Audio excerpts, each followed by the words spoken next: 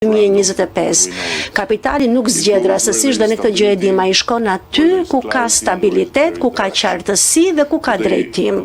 Sot Shqipëria është pikërisht ky destinacion, pra një vend, një destinacion me stabilitet, me qartësi dhe me drejtim. Ne po e kthejmë vendin tonë në një korridor zhvillimi nga veriu në jug.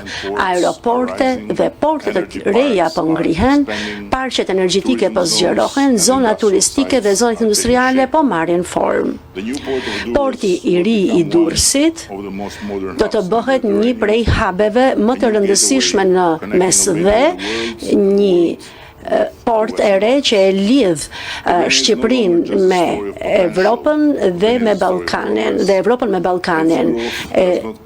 Shqipëria ka një rritje që nuk vjen prej sloganeve, por prej reformave. Ne kemi krijuar një prej regjimeve të taksave më të mira për të me 0% taks fitimi për bizneset e vogla deri në vitin 2029. Dhe ky është një mesazh i qartë për shumë sipërmarrës që të rrisin dhe të mundësojnë punët. Shteti është partneri juaj dhe jo barra juaj.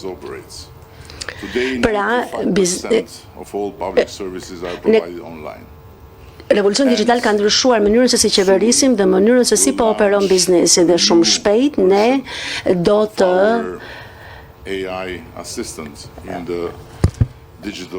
hedhim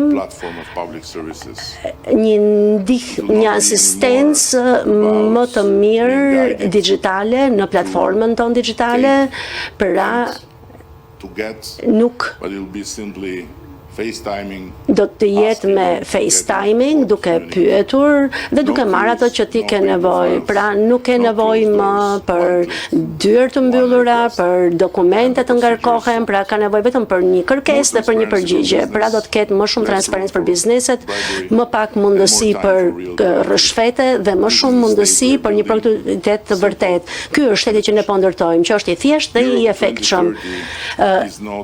Europa 2030 nuk është shpresë për ne, por është destinacion dhe busulla jonë është e qartë, drejt bashkimit evropian.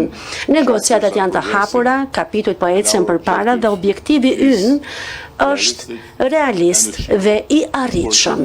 Patjetër, me një kusht që Evropa të mbaj premtimin dhe që së bashku ne ti përmbaheni kalendarit për të cilin jemi marrë vesh bashkërisht. Antarësimi i Shqipërisë në 2030 është absolutisht i mundshëm dhe nuk jemi këtu për të pritur për Evropën, por që ta ndërtojmë Evropën këtu dhe prandaj ne jemi kaq të zellshëm për të ndjekur këtë rrugtim drejt Evropës. Evropa nënkupton institucione standarde dhe nuk është vetëm politika, por është edhe zhvillim.